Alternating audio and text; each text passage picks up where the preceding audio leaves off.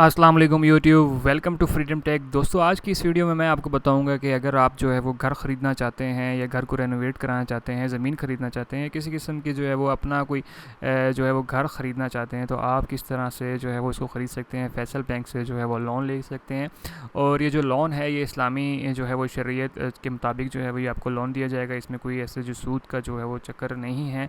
आप आसानी से जो है वो इससे लोन ले सकते हैं, अपना घर जो है वो ख़रीद सकते हैं, अपनी ज़मीन ख़रीद सकते हैं, या अपने घर को जो है बनवा सकते हैं। तो फैसल बैंक का कहना है कि वो जो है आपको लोन देता है आपके घर फाइनेंसिंग के लिए, मतलब आप जो है वो घर को ख़रीद सकते हैं और अपने को जो ख्वाबों का घर है उसको तामीर कर सकते हैं। तो आज की इस वीडियो में मैं आपको सारी डिटेल्स बताऊंगा किस तरह से आप फैसल बैंक से जो है वो लोन ले सकते हैं, इसके लिए अप्लाई कैसे करना होगा, इसके लिए क्या शराइत होंगी।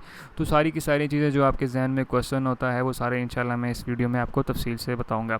तो वीडियो को स्टार्ट कर लेते हैं। स्टार्ट करने से पहले हमेशा की तरह मैं आपसे रिक्वेस्ट करूंगा कि अगर आपने अभी तक फ्रीडम टेक को सब्सक्राइब नहीं किया तो चैनल को सब्सक्राइब कर लीजिए, साथ बेल का आइकन आएगा उसे लाजमी दबाइएगा ताकि मेरी जो हर आने वाली वीडियो हो उसका नोटिफिकेशन आपको मिल जाए और आप उसको वक्ती जो है वो आपको नोटिफिकेशन जो है वो आपको मिल जाए और आप वीडियो को देख सकें। तो चलें स्टार्ट करते हैं। तो यहाँ पे मेरे पास फैसल बैंक जो है वो इस्लामी की वेबसाइट जो है वो मेरे सामने खुली हुई है। ये लिंक मैं डिस्क्रिप्शन में दे दूँगा, आप इसके ऊपर क्लिक करेंगे तो आप भी इसी वेबसाइट के ऊपर जो है वो आ जाएंगे। ठीक है, तो यहाँ पे हम थोड़ा सा पढ़ लेते हैं। Faisal Islamic bank home finance is based on the principle of मुस्कारा। जो ये मुस्कारा टर्म है, ये जो है इसका मतलब होता है कि इस्लामी जो नुक्ता नज़र हैं, इस्लामी जो शराइत हैं, शरिया है, उसके मुताबिक जो है वो आपको ये घर दिया जाएगा। ठीक है, तो मतलब इसमें सूद का जो है वो कोई भी कॉन्सेप्ट जो है वो शामिल नहीं होगा। ठीक है, तो अच्छा अब पढ़ लेते हैं कि प्रोडक्ट के जो है फ़ीचर और बेनिफिट्स क्या हैं, कि किस किस चीज़ के लिए जो है वो लोन यहाँ पे देते हैं। यहाँ पे देख लें, वो सबसे पहले कि अगर आप घर ख़रीदना चाहते हैं उसके लिए लोन मिल जाएगा आपको। अगर आप घर जो है वो बनवाना चाहते हैं उसके लिए मिल जाएगा। प्लॉट ख़रीदना चाहते हैं उसके लिए मिल जाएगा, और कंस्ट्रक्शन वगैरह के लिए जो है वो आपको ये लोन मिल जाएगा।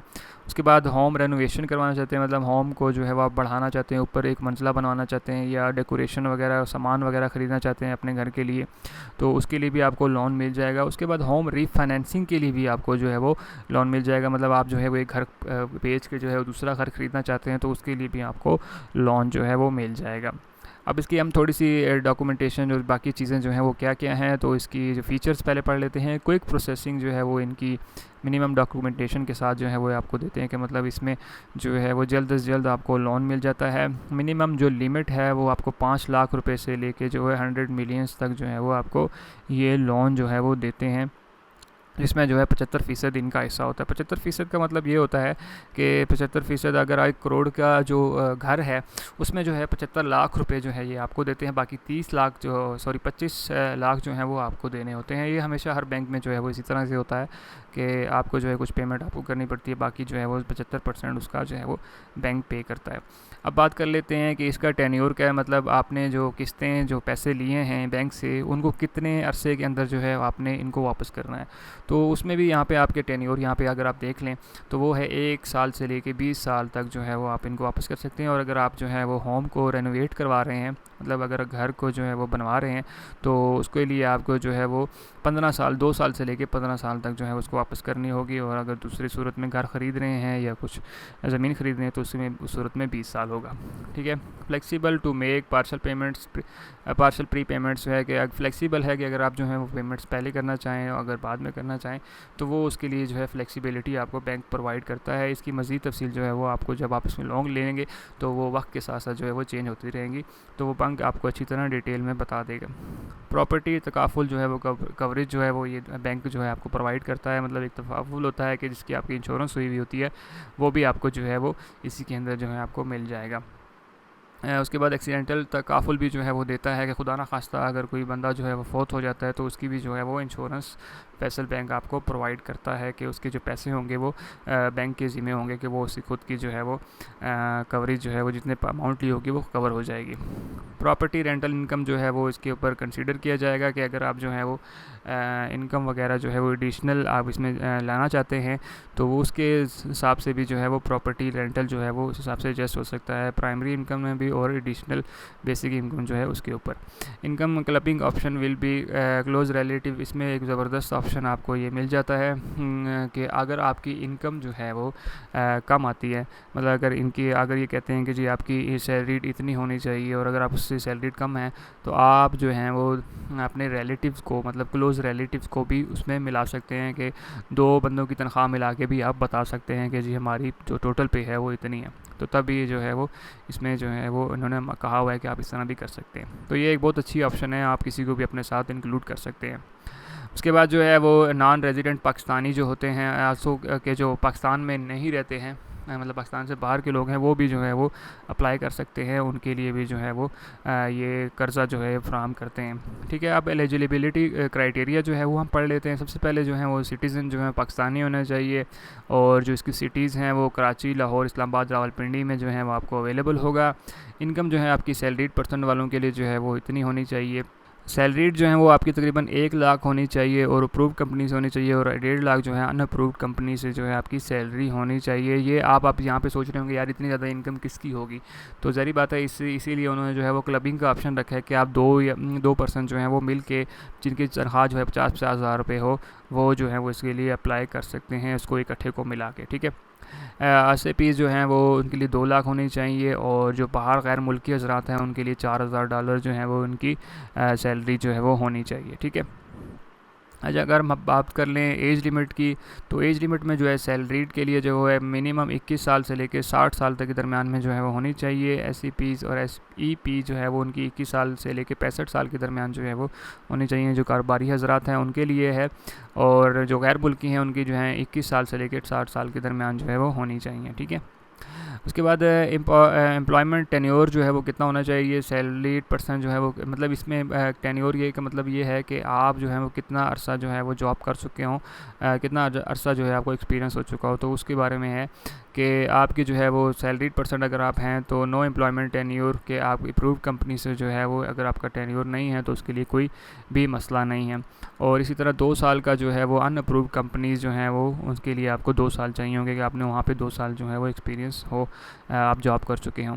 ایس ای بی کے لیے 2 سال بزنس پروف ہونا چاہیے، آپ کے پاس جو ہے بزنس کا پروف ہونا چاہیے اگر آپ کاروباری حضرات ہیں، اور آپ کے پاس NTN سرٹیفکیٹ ہونی چاہیے. اگر آپ پارٹنرشپ میں ہیں تو پارٹنرشپ فارم ہونا چاہیے، سرٹیفکیٹ اور انکارپوریشن ہونا چاہیے، فارم A، فارم 29، جو یہ سارے فارم جو بھی بینک آپ سے ڈیمانڈ کرے گی تو وہ آپ نے بنوانا ہوگا. ٹھیک ہے، اور جو غیر ملکی حضرات ہیں ان کے لیے جو ہے وہ 2 سال کم از کم جو ہے وہ جاب ہونی چاہیے اور وہ کنٹینیوسلی چل رہی ہو.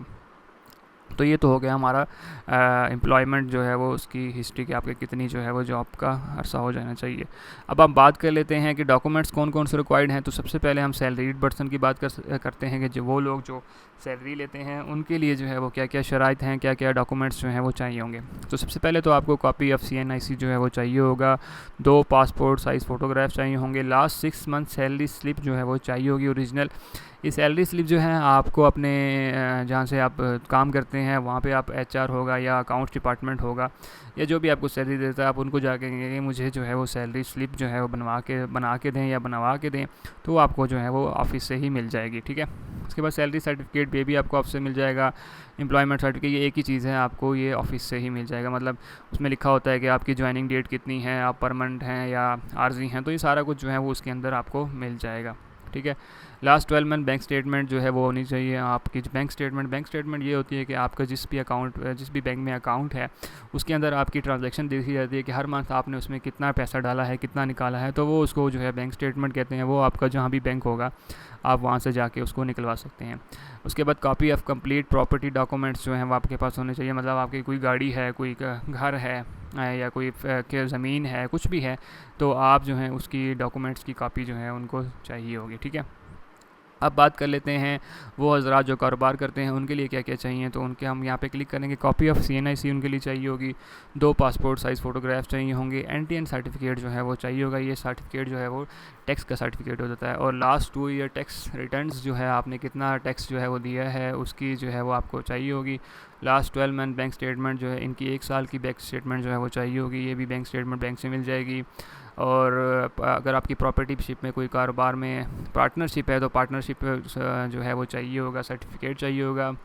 Last 2 year tax return of individual person. ایک اگر آپ پارٹنرشپ میں ہیں تو ایک پرسن کی جو ہے وہ آپ کی انڈیویجول ٹیکس چاہیے ہوگا. فارم اے چاہیے ہوگا, فارم 29. یہ فارم جو ہیں آپ کو کسی بھی عدالت چلے جائیں, وہاں پہ جو لوگ بیٹھے ہوتے ہیں ان سے آپ یہ فارم پتہ کر لیں کہ جی میں نے یہ فارم چاہیے, تو وہ آپ کو پرووائڈ کر دیں گے. ٹھیک ہے. آرٹیکل آف میمورینڈم جو ہے وہ آپ کو چاہیے ہوگا.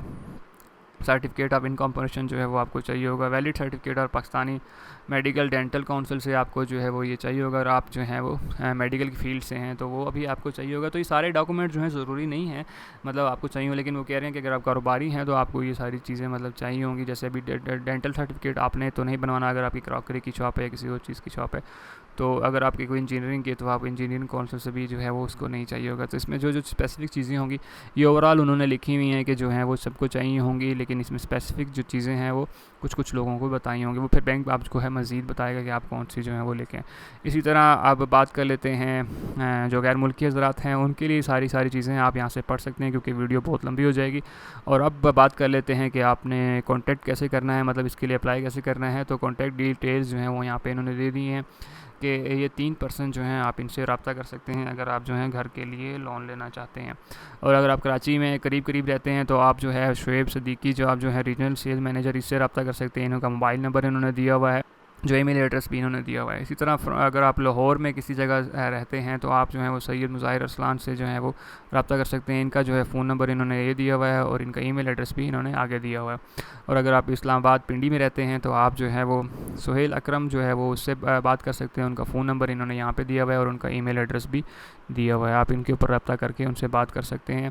اب ہم بات کر لیتے ہیں کہ جی فیصل بینک سے اگر ہم لون لیں کتنا لیں تو ہمیں کتنے مہینے کی قسط پڑے گی اور کتنا کیا چیز ہوگا. تو آپ یہ Faisal Islamic home finance calculator کے اوپر کلک کریں گے تو آپ کے سامنے جو ہے وہ کیلکولیٹر اوپن ہو جائے گا.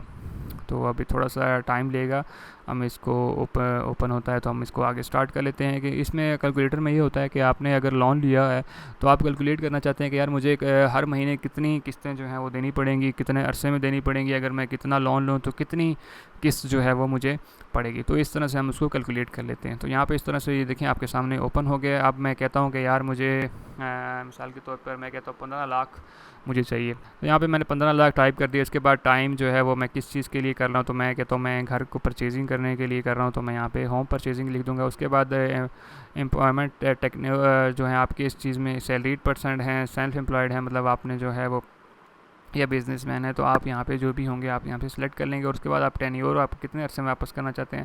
مثال کے طور پر میں 20 ایئر میں واپس کرنا چاہتا ہوں. میں سبمٹ کے بٹن پہ کلک کر دوں گا تو لوڈنگ کے بعد جو ہے یہاں پہ آپ کو یہ مزید جو ہے وہ ساری ڈیٹیل بتا دے گا. منتھلی انسٹالمنٹ جو ہے وہ 21,770.42 روپیز جو ہے وہ آپ کی منتھلی انسٹالمنٹ ہوں گی 20 سال تک جو ہے, اگر آپ 15 لاکھ روپے کا تو جو ہے وہ لون لیتے ہیں. تو اس طرح سے آپ جو ہے وہ کیلکولیٹ کر سکتے ہیں کہ کس طرح سے جو منتھلی انسٹالمنٹ لے سکتا ہوں. اسی طرح ساری جتنی بھی آپ اماؤنٹ اگر اور مزید بڑھانا چاہیں تو آپ اس کو چینج کر کے یہاں پہ لکھ سکتے ہیں. اسی حساب سے آپ کیلکولیٹ کر سکتے ہیں کہ مجھے جو ہے وہ مہینے کا کتنا دینا پڑے گا. تو اگر اور اس کے علاوہ کوئی مزید معلومات اگر آپ لینا چاہیں تو ان کی ہیلپ لائن جو ہے وہ اس پہ بھی کال کر سکتے ہیں. لیکن اگر آپ گھر کے متعلق بات کرنا چاہتے ہیں تو آپ ان تینوں کے اوپر جو ہے وہ کانٹیکٹ کر سکتے ہیں. تو میرے خیال سے میں نے ساری ڈیٹیلز آپ کو تفصیل سے اور کافی ڈیٹیل میں بتا دی ہے. اگر آپ کا پھر بھی کوئی کویشچن ہو تو آپ مجھے کمنٹ سیکشن میں لازمی بتائیے گا. اور ویڈیو کو لائک کیجئے, دوسرے دوستوں تک شیئر کیجئے. اور اگر آپ نے ابھی تک ہمارا چینل سبسکرائب نہیں کیا تو چینل کو سبسکرائب کر لیجئے. ساتھ بیل کا آئیکن ہوگا اسے لازمی دبائیے گا تاکہ میری ہر آنے والی ویڈیو کا نوٹیفیکیشن آپ کو ملتا رہے. تو ملتے ہیں اسی طرح کی اگلی ویڈیو میں, تب تک کے لیے مجھے اجازت دیجیے. اللہ حافظ.